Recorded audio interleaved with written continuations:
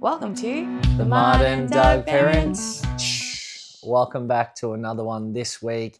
We're really sorry we missed posting last week. I was very sick. My voice was terrible, so I didn't want to record. Plus, we had a whole bunch of stuff going on. We've got our wedding coming up.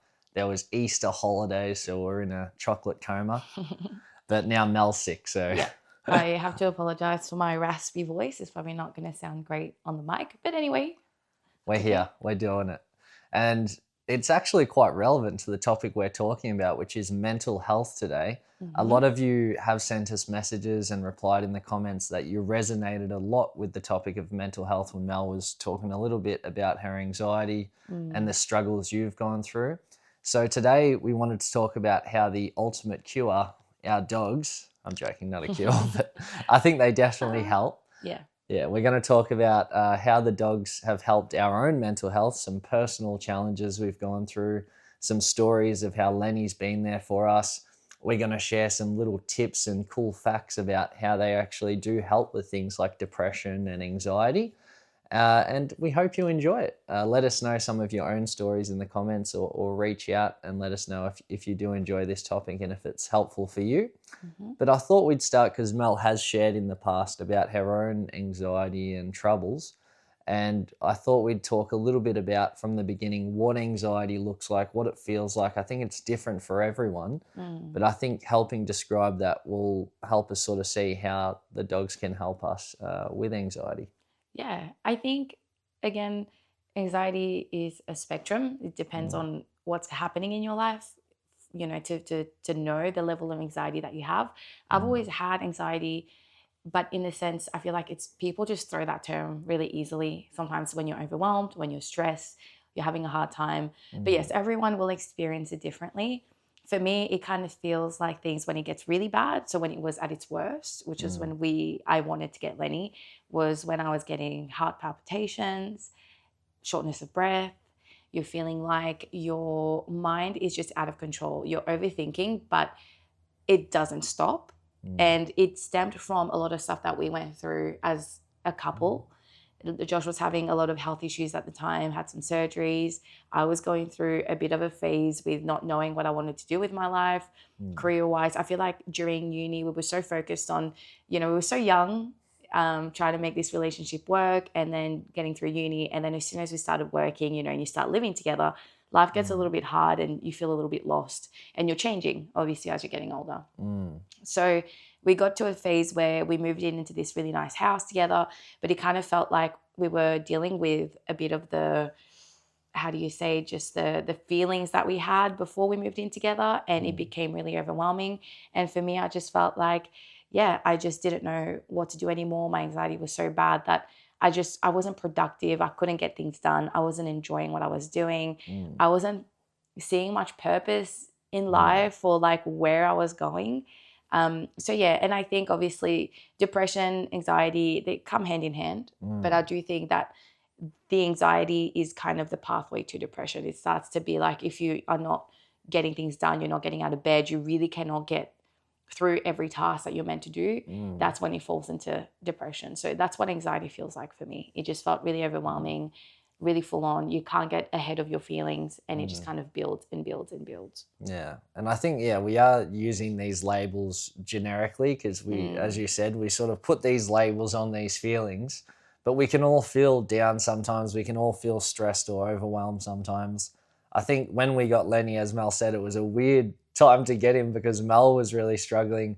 I think she felt more anxious about things, whereas I felt more down. I don't like to say the term depressed, I suppose, because I think of that very severe end of depression. But yeah, when you've had a lot of health issues, a lot of surgeries, and your whole life doesn't go to plan, as I'm sure we've all felt that at some points, you can just feel like really lost. And I always laughed because I said, all you need to do is find connection and your depression will be cured or whatever. But, you can have friends and family, but you can still feel down. 100%. So I think it's very different for everyone, how it feels and what's causing it. There's probably so many things that lead up to it, as you mentioned. Definitely. But I think this is one of the reasons why I wanted to get Lenny. And again, I want to preface that please don't get a dog if you feel like you're not capable. If you cannot look after yourself, obviously I wouldn't do that. It wasn't a debilitating phase. We were both working full time. It was fine, but you can still have anxiety and have depression and still be able to live a normal life. But just up here, you're just struggling. But for me, getting Lenny meant that he allowed me to focus on something other than the overthinking and other than the issues that we were having. And I think that's when my mind really opened up to how amazing dogs are. And yes, I've had dogs growing up, but it's different when it's our dog. You know what I mean? Yeah. But I actually work with a lot of GPs and psychiatrists. And as Mel said, you can still be working and fully functioning basically, but inside you're absolutely suffering. And I think our generation in particular, or maybe people under 35 or so, I think there is this crisis in Australia where we feel like everything's a little bit hopeless with everything going on. We don't know about the security of the future. We don't know whether we'll be able to afford anything. We don't know if the world will be here or whether it's all gonna collapse. So I think that's why we're coming to this period where we don't want to live the same way as the previous generations. We want to change things.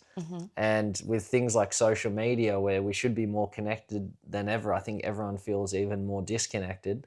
So I think a lot are going through this period like us where you don't know what to do with your life. Everything might appear normal because you're going to work, but you're just unhappy with that. And then that's where sort of Lenny came in, because even though we're going through all of this and we thought this probably isn't the best time, I was very against actually getting a dog, because all I could see was, oh my gosh, this is going to be even more work for us. It's going to cost even more when you already don't have, that much financial security. But we actually ended up probably making one of the best decisions of our lives, getting Lenny. Yeah, I think the thing with dogs as well is that you say like, I don't want to get a dog because it's too much responsibility, but sometimes the responsibility is actually what you need. And that is exactly how Lenny's helped us. He gets us out of bed. We know that his life literally depends on us. Yeah. We have to feed him, we have to walk him, we have to make sure that he survives. And I think a lot of people relate to that and why dogs are so amazing for depression, anxiety, and also why dogs like Lenny or many other dogs are therapy dogs. It's a role for a reason. Yeah. You know what I mean? Like it's clinically proven that they can actually improve your mental health. And this is why, for me, getting Lenny, yes, it wasn't like a Band-Aid, but it just kind of created this sense of responsibility and this sense of purpose. Yeah, we should get Lenny a little therapy dog vest, so then we can take him everywhere and he can come on flights with us. And then I would love that. Man, if I could buy him like a seat on the plane, I would. Yeah, this is actually a little off topic. I was telling Mel this story before we came on the podcast. It was amazing. I was speaking with a GP just yesterday, and she actually got her Groodle certified as a therapy dog so she can go to hospitals, particularly in geriatric wards, so they're older patients. And she actually went to go see this one guy, and he'd had a stroke a few months earlier, and he was aphasic, so he wasn't speaking at all. He had absolutely no speech. He could just mumble, like, just grunt and those sorts of things. And the OT had been working with him for months, couldn't get him to say anything, and she took her Groodle in. He'd spent some time with the Groodle, and as he was patting the Groodle, he ended up saying, good boy, like very clearly multiple times. That's incredible. And she said the OT was literally in tears when this happened. So, and she, as a GP, even though she helps or sees patients every day, she was telling me this is the most fulfilling work that she does, is going to these older aged wards and seeing patients like that, and then getting her dog to help them. So it just shows, even as a doctor, working with your dog or a therapeutic dog is still the funnest part of the job and brings you the most joy. This is why I say all officers should have a therapy dog. Yeah, obviously not bringing people's crazy dogs in there and then making a mess and distracting people from working. But I do believe, and they're starting to do this in some schools now, bringing dogs in schools. And I just think I think I saw a video on TikTok about how a little child was about to go into a full tantrum, and it just helped regulate him so much just by patting them. Actually, you had some cool facts about how dogs help our mental health with those. Yeah, so it's quite funny is you might feel this when you look in your dog's eyes. it actually releases oxytocin, which is the same hormone that's released when a mother looks at her baby. So the fact that we call them our babies and we're modern dog parents, it's because we feel that exact same bond. I think it's up to about 300% increase in oxytocin, which is a feel-good hormone. So if you're not feeling too good, maybe just look in your dog's eyes for a Yeah. few moments. Mm. And then the other cool thing is if you are struggling with anxiety, or perhaps for that kid who was about to have a meltdown, cortisol is one of the main stress hormones. So that increases when you're under pressure. It increases first thing in the morning too. And by just patting your dog, it actually reduces cortisol.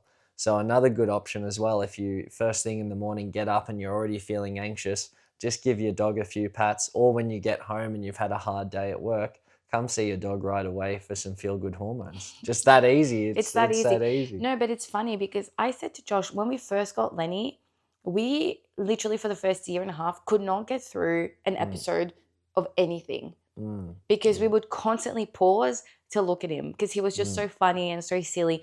And then more and more in time, I realized that I was watching Lenny much more throughout the day, just staring at him for like a minute or two, and it just made me so happy. Or even if he went outside in the backyard, he loves taking in fresh air, and he'll just kind of sit down and look up, and I see his nose moving and he's closing his eyes.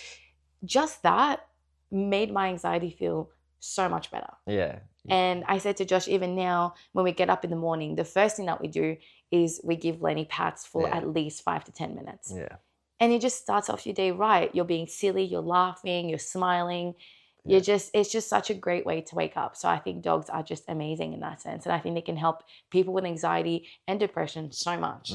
Yeah. Some of the main ways he's helped us, as Mel said, is first thing in the morning, giving him pats.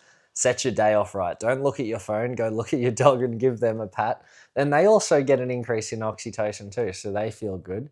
And then second, I think, is like the connection element and meeting friends. Because without a dog, you just stay home. You wouldn't go outside for walks, which is another component as you get more physical exercise. And even walking for 15 minutes a day has been shown to improve depression and anxiety and mental health. When you're outside walking, it's good physically. You're getting sunlight, all those sorts of things. Yeah. And then Lenny as well, when we first got him, I would go to a local park and I'd end up speaking to all these people. I don't do it as much now because I'm a little bit work obsessed. I tend to be listening to some sort of podcast or some online course we're doing, but now Mel's a chatterbox at the dog park. Yeah, but it's funny that you said, because you mentioned earlier that, nowadays we've all lost a little bit of connection with one another and we feel a bit disconnected. I feel like that's happened for quite a while now. And one of the reasons why we started Lenny's Pup Shop was because we wanted to build a community. I think it's in our values, in our mission, it's in everything we've been communicating to our customers from the day that we opened. Yeah. And it's done just that. We created the most amazing community because you don't realize that, your dogs kind of force you into social interactions. Even if it's not having a conversation, you will still say hello to the person, or at least I will, maybe not everyone. Yeah. And now that we've moved to a new location, we've had a new park, I've created an amazing community in my park, in my local park in the mornings or in the afternoons.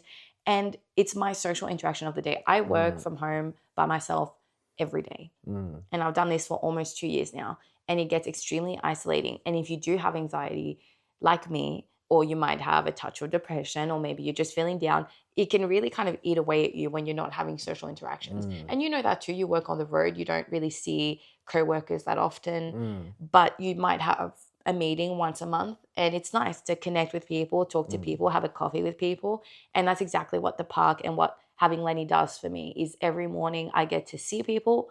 They tell you need to see at least 10 faces a day. You don't need to speak to 10 people, but you need to see 10 faces a day. So no wonder if you're working in a corporate job that if you're sitting in front of your computer for 8, 9, 10 hours a day, you're feeling depressed. When I was working retail, I wasn't feeling that way because I saw so many people and I spoke to so many people. Yes, it was hard and I didn't like it, but there is so much in just interacting with people that can help your mental health. And as much as you don't want to sometimes, that is exactly what you need. And that's what Lenny gives me. Every morning I see 10 plus people and I speak to at least 2 or 3, Mm. and that is all I need, and I feel really fulfilled. Yeah, seeing real faces, real people, not on a screen, that's Yeah. much worse. That increases your cortisol. 100%. And people tell me all the time, especially older people, like, oh, I feel like people get really weirded out sometimes when they start a conversation with you, and I am always open for a conversation, so long as you're not weird and creepy. But I will always say hello, and I will always ask, how are you? And we'll just get to know each other. So I have friends of all ages and types, and it's awesome. I feel like I have my own community, and Lenny did that for me. I wouldn't have had that without him. Yeah, exactly. So they bring back that connection in your life that you might be missing. And it's easy to bond because you have that shared connection of having a dog, and you both love your dog, I'm sure. I mean, you're taking them to the park, you're getting them outside. And a lot of the time, you'll probably know the dog's name before you know the person's name. I know so many people where I know the dog's name. I have no idea who the person is. They're just, It's just the parent. Or it's just like Lenny's dad. We're mum like and dad. Lenny's mum and dad. And I love Exactly, that. I actually dropped my phone the other day, and all the people in the park were like, Lenny's mum. And I turned instantly. I was like, hey, that's me. Yeah. So, Well, does have a picture of Lenny, of course. On yeah, their it has a phone. picture of Yumi and Lenny. It was our civil wedding. Yeah. But yeah, they're just incredible. I mean, yeah, Lenny's changed our lives entirely.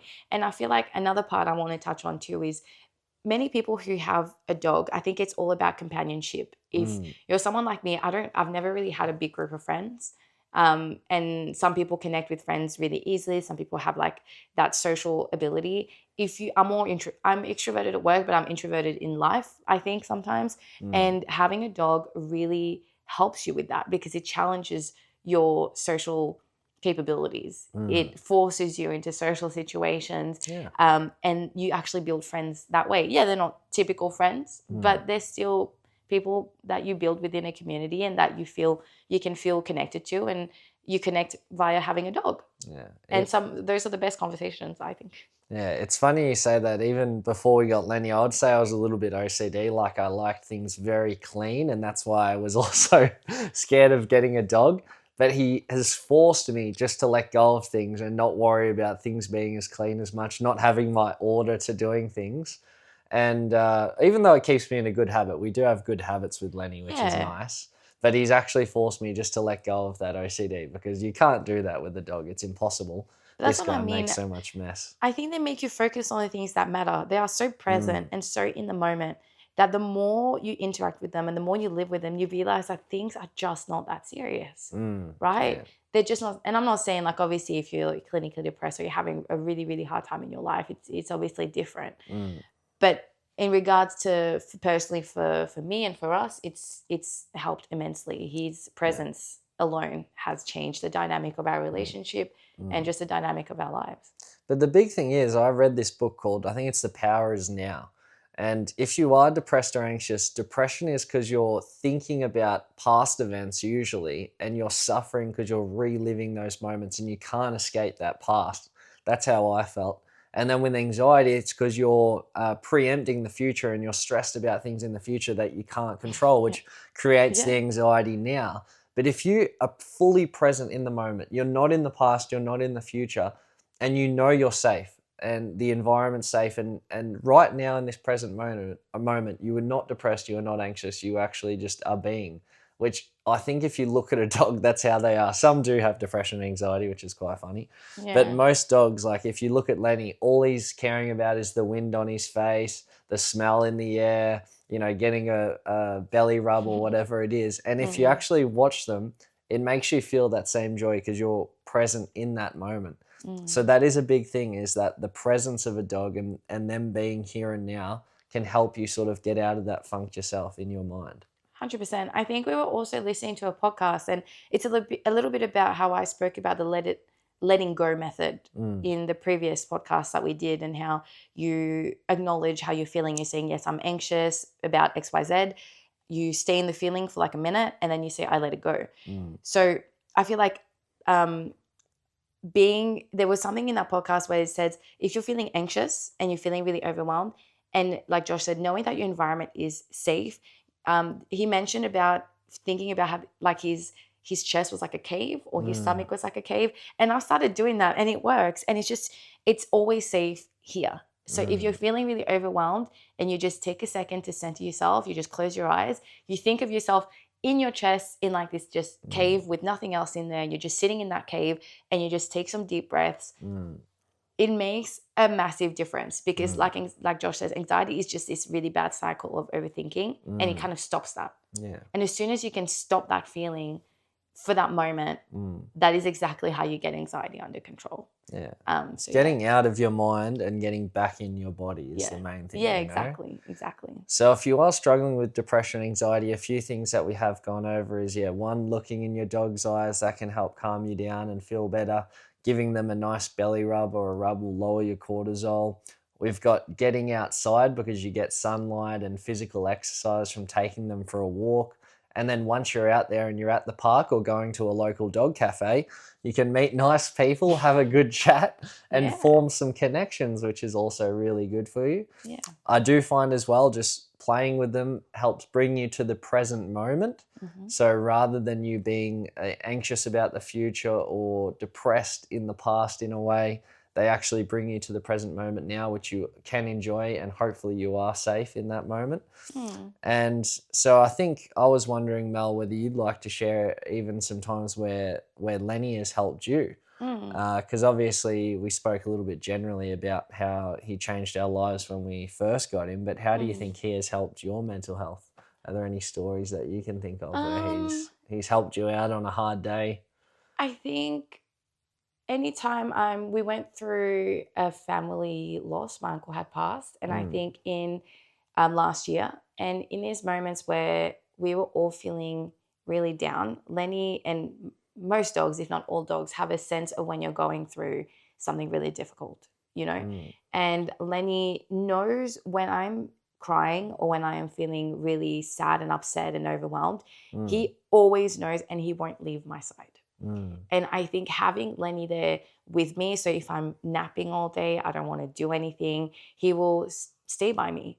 He will nap even though he's not tired. He will not push me to take him for a walk. He won't ask anything of me. He's just there for me. And Lenny has done that again and again through, there's just so many things I've been through, but just through different moments like that. So especially during a loss where you're feeling really down for a few days, you're crying, you're feeling really upset, he is there for me in a way that I feel like no other being can be, because you don't want to talk, you just want someone to be there. And he's like that. Sorry, he's heard someone probably at the door, so he's just like, that's all right, he's perked up. So that's ways that he's helped me. Other ways, not really related to much of depression or anxiety, but if I'm in pain, this time of the month, he always lays his chin on my stomach. It's a great way to, again, get yourself back into your body and just take a moment to take some deep breaths, and you're really in that moment just with him.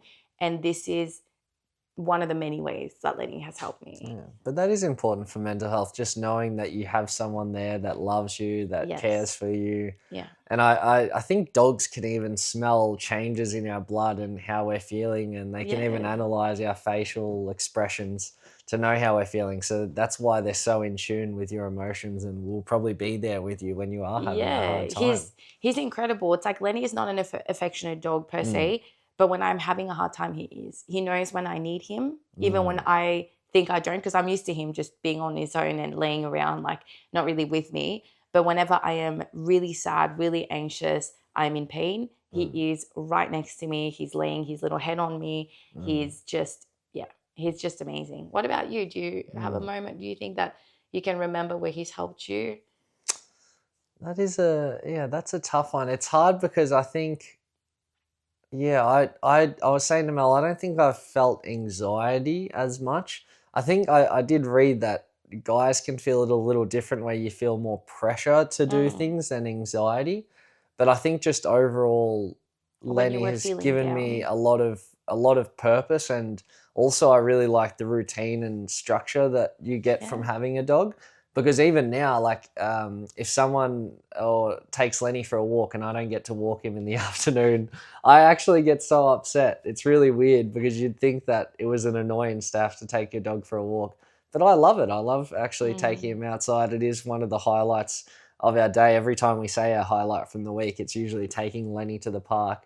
or taking him somewhere. So for me, I just think every day I love that routine. I love that we get to spend time together. You get to enjoy yourself through him because you see how much he loves going on the walk and you love seeing him enjoy himself.